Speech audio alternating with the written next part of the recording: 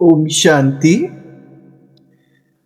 प्यारे भाइयों बहनों एवं आज इस सत्र में उपस्थित सभी अध्यात्म प्रेमी जिज्ञासुओं का बहुत बहुत स्वागत है।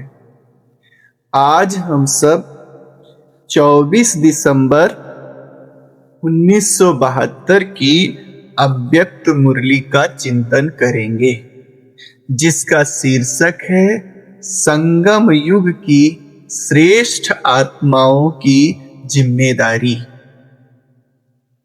यह मुरली संगम युगी ब्राह्मण आत्माओं की महान जिम्मेदारी और उनके श्रेष्ठ कर्मों के महत्व पर प्रकाश डालती है। इसमें बताया गया है कि वर्तमान समय में हमारे कर्म ही भविष्य के लिए अनादि विधान अथवा नियम बनते हैं। आइए आज हम सब इस यात्रा की शुरुआत करते हैं। मुरली की शुरुआत में ही प्राण प्यारे अव्यक्त बाप दादा ने विधाता, विधान और विधि, इन 3 शब्दों का जिक्र किया है। विधाता अर्थात परमात्मा, मास्टर विधाता अर्थात वे आत्माएं जिन्होंने परमात्मा को यथार्थ रीति से जान लिया है। इस मुरली में बाबा कहते हैं, चूंकि आप सबने विधाता को जान लिया है, इसलिए आप सबके जो कर्म होंगे वो विधान बन जाया करेंगे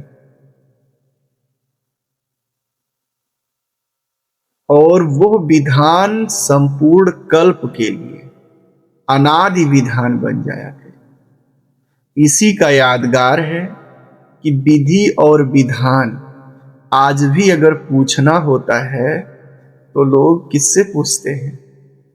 ब्राह्मणों से पूछते हैं, पंडितों से पूछते हैं, और पहले पंडित अक्सर ब्राह्मण ही हुआ करते थे। तो आपके जो प्रैक्टिकल जीवन है इस समय संगम युग पर, उसमें आप जो भी कर्म करते हैं, जैसा भी जीवन जीते हैं, वो संपूर्ण कल्प का अनादि विधान बन रहा है। इस स्टेज में टिक कर जीवन जीना है, कर्म करना है। मनोविज्ञान में एक सिद्धांत आता है जिसको कहते हैं बटरफ्लाई इफेक्ट। माना कि बटरफ्लाई माना तितली इफेक्ट। तितली अगर इस ब्रह्मांड के किसी कोने में उड़ती है तो उसके द्वारा जो हवा का दबाव पैदा होता है, तितली कितनी छोटी जीव है, बहुत छोटी है, लेकिन अब इसको ऐसे समझो कि मान लो किसी कटोरे में आप पानी भरे हो और उस कटोरे में अगर एक किनारे पर कोई तितली पानी को फड़फड़ाकर उड़े तो धीरे धीरे उसका असर दूसरे कोने पर पहुंचेगा पानी के। ठीक इसी प्रकार से अगर इस संपूर्ण ब्रह्मांड को हम एक बर्तन मान लें और उसमें हवा भरी है ऐसा मान लें, और ये माने कि किसी एक कोने पर ब्रह्मांड के तितली थोड़ा फड़फड़ा के उड़ी, तो हवा थोड़ा ऊपर नीचे होगी, उसका असर धीरे धीरे दूसरे कोने पे पहुंचेगा और हो सकता है कि उसका यह छोटा सा कर्म किसी दूसरे कोने पर बहुत बड़ा तूफान ला दे। इतना ब्रह्मांड में इफेक्ट पड़ सकता है। इसको कहते हैं बटरफ्लाई इफेक्ट। मनोविज्ञान में यह कहने का मतलब यह हुआ कि इस संपूर्ण संसार में तितली जैसे सूक्ष्म जीव का भी छोटा सा कर्म बहुत बड़ा इफेक्ट रखता है। तो आप अगर ज्ञान में चल रहे हैं, इस संसार में जीवन जी रहे हैं, तो कोई भी व्यक्ति अपने आप को एक छोटा सा अनुयायी न समझे, एक छोटा सा इकाई न समझे कि मैं तो छोटा हूं, मेरे अलबेले होने से थोड़े संस्था का नाम बदनाम हो जाएगा, मेरे अलबेले होने से क्या होता है, मेरे करने न करने से क्या होता है, यह खत्म हो जाएगा। आप छोटे हैं लेकिन इस ब्रह्मांड के हिस्से हैं। जब एक तितली का थोड़ा सा वायु दबाव ब्रह्मांड में तूफान ला सकता है, तो आप छोटे हैं, उसका भी असर बड़े स्तर पर हो सकता है।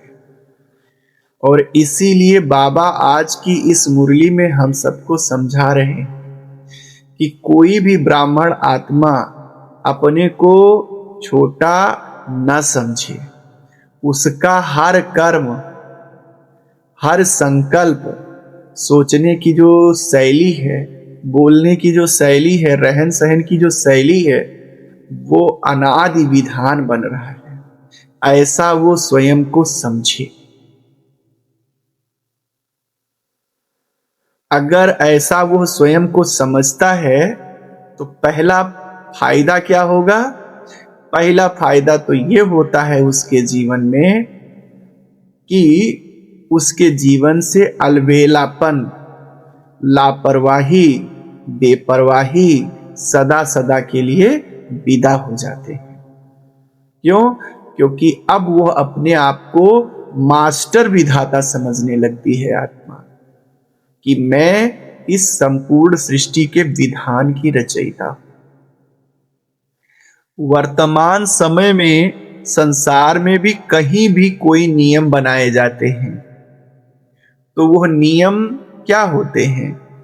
किसी एक शक्तिशाली, एक श्रेष्ठ आत्मा के आचरण ही नियम बन जाते हैं। आज जो राम के उदाहरण देते, कृष्ण के उदाहरण देते, महापुरुषों के उदाहरण देते, वे अकेले थे, इकलौते थे, एक थे, लेकिन उनके नियम क्या बन गए? उनके आचरण आज संसार के नियम बन गए। कभी कभी एक व्यक्ति इतना शक्तिशाली है तब उसका आचरण नियम बनता है, और कभी कभी एक समूह का कलेक्टिव जो रिस्पांस होता है उसके द्वारा नियम बनता है।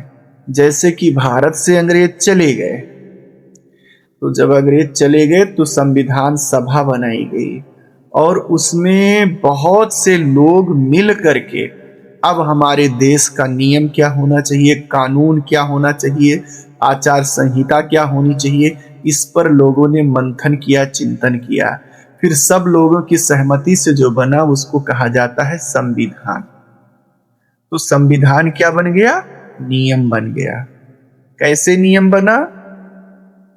वो एक व्यक्ति का आचरण नहीं है, कलेक्टिव आचरण को इकट्ठा किया गया और फिर कहा गया ये बेहतर है। आप ब्रह्मा कुमार कुमारी एक नहीं है, कलेक्टिव है। आप संगम युगी ब्राह्मणों का जो कलेक्शन करके जो आचरण बनेगा, वो आचरण ही सृष्टि के अनादि नियम बन जाएंगे।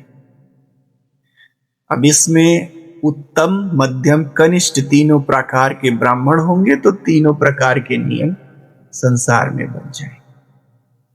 नियम जितने भी आज हम आप सब देख रहे हैं, वो किसी न किसी एक व्यक्ति के आचरण से शुरुआत हुआ है, या फिर कलेक्टिव समूह के सहमति से, चिंतन से शुरुआत हुआ है, और धीरे धीरे वही नियम चलते चलते परंपरा, रीति रिवाज, रस्म। आपके ब्रह्मा कुमारी संस्थान में ही ब्रह्मा बाप के जो भी आचरण थे वे क्या बन गए? ब्रह्मा कुमारी के नियम बन गए। तो आप श्रेष्ठ आत्माएं हैं, श्रेष्ठ आत्माओं के आचरण ही नियम, मर्यादाएं, परंपरा और रीति रिवाज, रस्मों के रूप में तब्दील हो जाते हैं। इसलिए अपने आप पर यह जिम्मेदारी लेनी है कि हमको कोई भी जो है हल्के कर्म नहीं करने। ऐसे नहीं कि सोचे नहीं थे और ऐसे करके मास्टर त्रिकालदर्शी बन करके संकल्प, बोल, दृष्टि, वृत्ति जो भी कदम उठाना है उसी रीति से उठाना है। इस समय तुम ब्राह्मणों के जो श्रेष्ठ कर्म हैं वही विश्व के लिए सारे कल्प का विधान बन जाता है, ऐसा बाबा कहते हैं। हर एक आत्मा विधान बनाने वाली है, अपने को ऐसा समझे। कोई भी यह नहीं कह सकता कि केवल एक अनुयायी है, बल्कि हर एक आत्मा मास्टर विधाता है। ये न सोचे कि हम तो छोटे हैं, मेरे से क्या होता है। नहीं, आप सहयोग करते हैं, वो विधान बनता है ऐसे। इसलिए हमें हर कर्म को यह समझकर करना है कि मैं एक विधान की रचयिता हूं और पूरी सृष्टि हमको देख रही है। मेरे थोड़े से भी क्रियाकलाप का संपूर्ण संसार पे असर पड़ता है, और संसार पे ही नहीं पड़ेगा, संपूर्ण कल्प में असर पड़ेगा। इसलिए मैं कोई भी अलबेलेपन में आकर के, कोई भी बेपरवाही में आकर के निर्णय नहीं ले सकता। अब सवाल यह आता है कि हम यह महान कार्य अर्थात संपूर्ण कल्प के लिए जो नियम मर्यादाएं बनाने का कार्य है यह कैसे करें, क्योंकि हमारे सामने तो रोज नई नई समस्याएं और विघ्न आते रहते हैं हम बच्चों के सामने। तो परमात्मा पिता इसका बहुत ही सुंदर उत्तर देते हैं और वैज्ञानिक उत्तर देते हैं।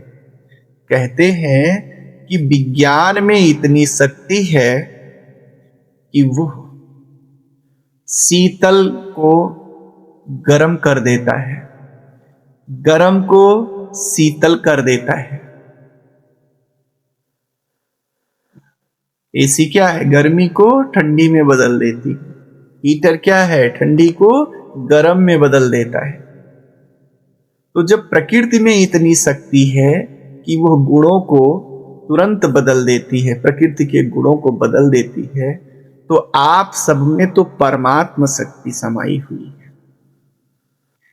परमात्मा का जो श्रेष्ठ ज्ञान है, दिव्य ज्ञान है, वो आप सबकी चेतना में समाया हुआ है। आप सब परमात्मा शक्तियों से संपन्न हैं। तो आप इन परिस्थितियों को नहीं परिवर्तित कर सकते क्या? आप इन विघ्नों को नहीं बदल सकते क्या? आप ये नहीं कह सकते कि परिस्थितियां हैं, विघ्न हैं, तो हम ऐसे श्रेष्ठ आचरण कैसे करें? परिवर्तन की शक्ति से परिवर्तन करना आना चाहिए, है ना? तो परिवर्तन कहां कहां करना है? स्वयं की स्मृति में परिवर्तन करो, वृत्ति में परिवर्तन करो, दृष्टि में परिवर्तन करो और संपर्क में परिवर्तन करो। संपर्क माना चलते फिरते जो हम आत्माओं के व्यवहार में आ जाते हैं, इंटरैक्शन में आते हैं, उनमें परिवर्तन करो। तो आपका जो परिवर्तन है वो संपूर्ण कल्प चलेगा। स्मृति में पहले देह और देह के पदार्थों में व्यर्थ की स्मृति चलती रहती है। अब स्मृति कहां चले? हमारी आत्मिक और श्रेष्ठ स्वरूप की स्मृति में चलेगी। अगर कोई आत्मा ऊपर नीचे भी आती है तो हमें उसके श्रेष्ठ स्वरूप को देखना है। वृत्ति में आजकल संसार में जो नहीं पुरुषार्थी हैं उनकी वृत्ति क्या है? गिराने की ही वृत्ति है।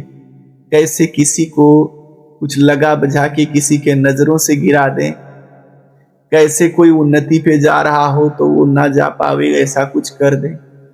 संसार की आत्माओं में गिराने की दृष्टि है, वृत्ति है, अथवा सांसारिक वृत्ति है। हम सब भगवान के बच्चे हैं तो हमारे अंदर गिरे हुए को उठाने की वृत्ति हो, सहयोग और सपोर्ट करने की वृत्ति हो, और क्षमा की वृत्ति हो, रहम की वृत्ति हो। जब कोई आत्मा हम पर अपकार भी करे, हमारा अहित चाह रही है, हमें यह पता है, लेकिन फिर भी हम उस पर रहम करें, क्योंकि अपकारी व्यक्ति का वो दूसरे का तो नुकसान कर ही देता है, लेकिन उसका भी कोई फायदा नहीं होता है। और होता क्या है, उसके भी कर्मों में विकर्म बन जाता है। इस प्रकार से एक तो उसका फायदा भी नहीं हो रहा है और विकर्म भी कर ले रहा है, तो ऐसा व्यक्ति तो दया का पात्र होता है। इसलिए हमारी वृत्ति में हमेशा क्षमा, कृपा और रहम समाया हो। बाबा कहते हैं कोई अपकार करे तो आप 1 सेकंड में अपकार को उपकार में बदल लो। अगर कोई आत्मा स्वभाव संस्कार के वश हो करके आपकी परीक्षा लेने आए तो आप 1 सेकंड में उसके प्रति रहम दिल बन जाओ। ऐसे तो दृष्टि हमारी कैसी हो? पहले हमारी दृष्टि देहधारियों को देखने की दृष्टि थी। देह के संबंध, कद पद, प्रॉपर्टी कितनी है, किस खानदान से है, ये सब देखने की स्मृति थी, दृष्टि थी। आज भी संसार के लोगों में है, ज्यादातर यही है। ब्रह्मा कुमार कुमारियों में जो कनिष्ठ हैं उनमें अभी भी ये दृष्टि है, दैहिक दृष्टि है। तो अब अगर आपको उत्तम ब्राह्मण बनना है, मास्टर विधाता बनना है, तो आपकी दृष्टि देही को देखने की हो, आत्मा को देखने की हो। आत्मा अंतःकरण को देखने की हो। सुंदर कौन है? जिसका अंतःकरण सुंदर है, जिसके विचार सुंदर हैं, जिसकी भावनाएं सुंदर हैं। धनवान कौन है? जिसका हृदय बड़ा है। दुनिया वाले क्या देखते हैं? धनवान कौन है? जिसका बैंक बैलेंस बड़ा है। ऊंचा कौन है? जिसकी नौकरी ऊंची है। एक ब्राह्मण की दृष्टि में ऊंचा कौन है? जिसके आचरण उच्च है। तो इस प्रकार से आपके पैरामीटर्स अब बदल जाने चाहिए, दृष्टि आपकी बदल जानी चाहिए। संपर्क, इंटरैक्शन एक दूसरे से कैसे करें? व्यक्त और भौतिक संपर्क पहले होता था। व्यक्त भाव, दुनियावी बातें करते थे, मिलते थे तो क्या बात करेंगे? दुनियावी चिंतन, झरमुई झरमुई के चिंतन करना, ये सब व्यक्त भाव है। निगेटिव चिंतन करना व्यक्त भाव है। भौतिक संपर्क करना, भौतिक संपर्क करने का एक और यहाँ पे अगर देखा जाए कि चलो हाथ मिला लिए, गले मिल लिए, तो ये क्या है? भौतिक संपर्क है। भौतिक संपर्क करने में ही समझते थे कि हम मिल गए। अब ब्राह्मणों की दृष्टि में क्या होना चाहिए? अव्यक्त भाव। मिलते हैं तो ज्ञान योग की बातें करेंगे, आत्म उन्नति से संबंधित रूह रिहान करेंगे। एक दूसरे की जिसमें उन्नति हो, कोई बातें हो, उसको आप करें। इस कहा जाएगा अव्यक्त भाव। और संपर्क, हाथ बहुत मिला लिए लेकिन अंतःकरण नहीं मिला है तो उसको संपर्क नहीं कहा जाएगा। गले बहुत मिल लिए लेकिन अंतःकरण नहीं मिला है तो उसको संपर्क नहीं कहा जाएगा। तो अब आपको अंतःकरण मिलाना है, विचार मिलाने हैं, संस्कार मिलाने, ये संपर्क में आपका होना चाहिए। अगर विचार नहीं मिल रहे हैं तो फिर भौतिक संस्कार का कोई मतलब नहीं, संपर्क का कोई मतलब नहीं है। तो इस प्रकार से हमारे जो संपर्क हो वो अव्यक्त हो और अलौकिक हो। अभी जो समय चल रहा है, बाबा कहते हैं कि शुरुआत में देखो व्यक्त चल रहा था, व्यक्त रूप से रोज ब्रह्मा बाप के द्वारा पालना होती थी, रोज मुरली सुनते थे। फिर धीरे धीरे अव्यक्त पालना शुरू हुई। ये 72 में बाबा बोला है इस मुरली को, ठीक है, 24 दिसंबर 1972 में। और बाबा कहता है 72 में ही बताया कि धीरे धीरे यह अव्यक्त संपर्क भी खत्म हो जाएगा, ये अव्यक्त पालना भी खत्म हो जाएगी और बाप साक्षी हो जाएगा। ये कब कहा था? 72 में। और अव्यक्त मिलन खत्म कब हुआ? 16 में। इसका मतलब जो बाप की बातें हैं बड़ी गहरी हैं। जब 72 में कहा होगा तब लोगों को लगा होगा कि जल्दी ये खत्म हो जाएगा अव्यक्त में, लेकिन 2016 में खत्म हुआ वो। और इस प्रकार से खत्म हुआ, बिल्कुल नेचुरल रीति से। ठीक इसी प्रकार से जो बाबा विनाश की बातें कहते हैं वो ऐसे नहीं हो जाएगा चुटकी में, वो धीरे धीरे होगा और ऐसे लगेगा कि बड़े नेचुरल ढंग से हो रहा है। विनाश भी एक लंबी प्रक्रिया होगी। और यह जो सृष्टि है, धर्मराजपुरी में रुकना पड़ेगा तो ऊपर कहीं कुछ नहीं रुकना पड़ेगा। यही सृष्टि धर्मराजपुरी बन जाएगी, एक से एक दुख होंगे और यहीं पे आपको रुकना पड़ेगा। तो इसलिए बाबा के बातों की गहराई को हम सब समझें। बाबा कहते हैं अगर कोई बुरे संग में लेने आए कि हम ये बहुत ब्रह्मा कुमार बनते हैं, इनको साथ ले जाएंगे फिर देखते हैं कितने अच्छे हैं, कुमारी बनती हैं, आने दो इनको साथ ले जाएंगे और देखते हैं कितने अच्छी हैं। बहनों का बहनें टेस्ट ले लेंगी बुरे संग में, भाइयों का भाई ले लेंगे। तो आपको क्या करना है? आपको उस अपने श्रेष्ठ संग से उनको भी संग दोष से निकाल लें। ये परिवर्तन करने की शक्ति आप में होना चाहिए। वो हमें बदलने चले थे, पता लगे वही बदल गए। दो ही तरीके, यज्ञ की ज्वाला बने। अगर कहीं करीब आ गए तो जल के हमारे जैसे ज्वाला बन जाएंगे।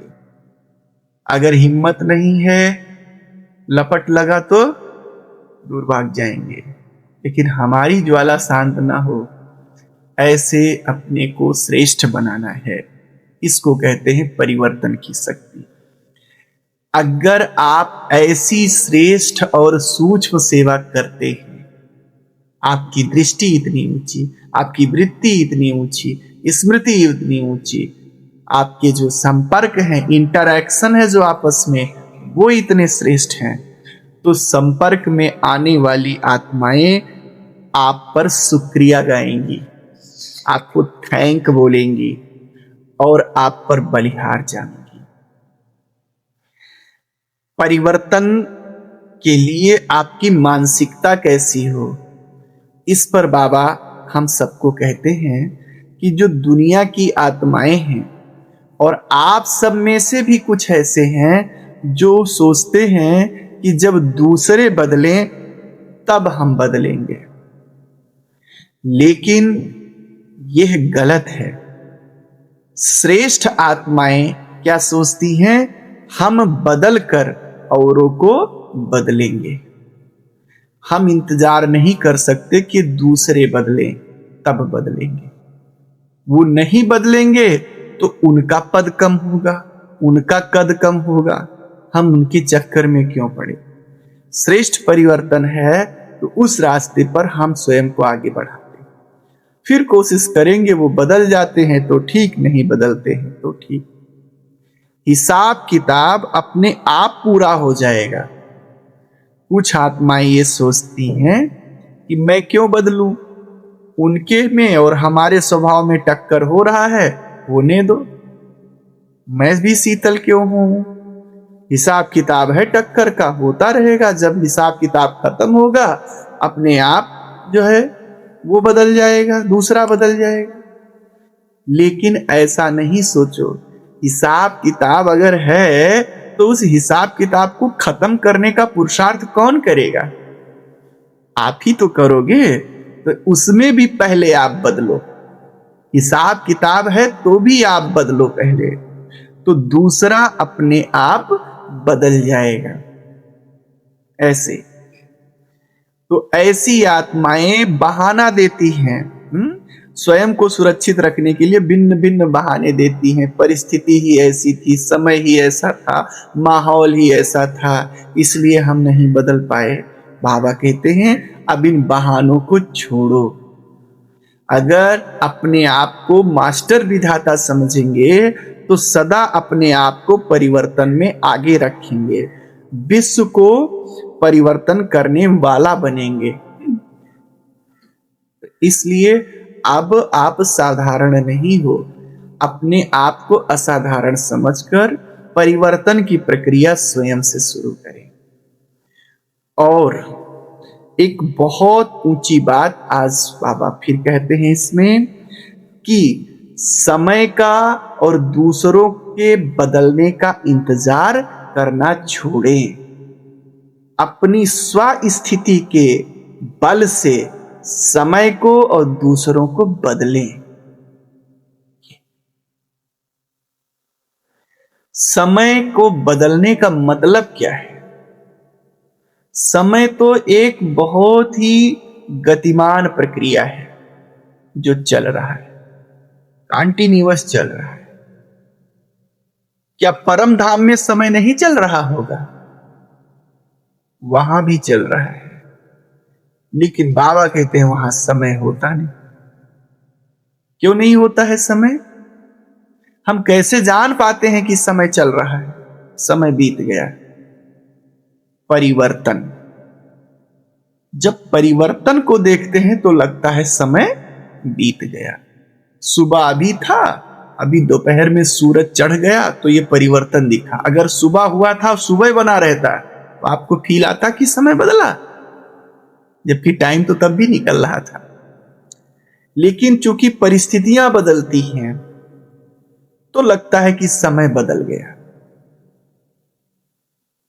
परिस्थितियों के बदलाव को समय कहा है। जब इस धरती पे चेतना का विकास हुआ होगा शुरू में, उस समय तो लोग समय क्या है जानते ही नहीं रहे होंगे। उन्होंने परिवर्तन देखा होगा कि रोज सूरज ऐसे निकल जाता है, फिर इधर डूब जाता है, फिर रोज निकलता है, फिर डूब जाता है। कितने बार निकला, कितने बार डूबा, फिर गिनती शुरू हुई होगी, फिर समय शुरू हुआ होगा। भिन्न भिन्न कहानियां हैं, बातें हैं कि समय कैसे बना। तो समय आपकी रचना है, समय को आपने रचा है। समय के रिस्पेक्ट में परिस्थितियां जिस प्रकार से बदलती हैं उसको, तो परिस्थितियां बदलना अर्थात समय बदलना। समय तो चलेगा, उस पे आप नियंत्रण नहीं कर सकते। 4 जब बजना है तभी बजेगा, दिसंबर जब आना है तभी आएगा, वो तो अपनी उसकी समय की अपनी गति है।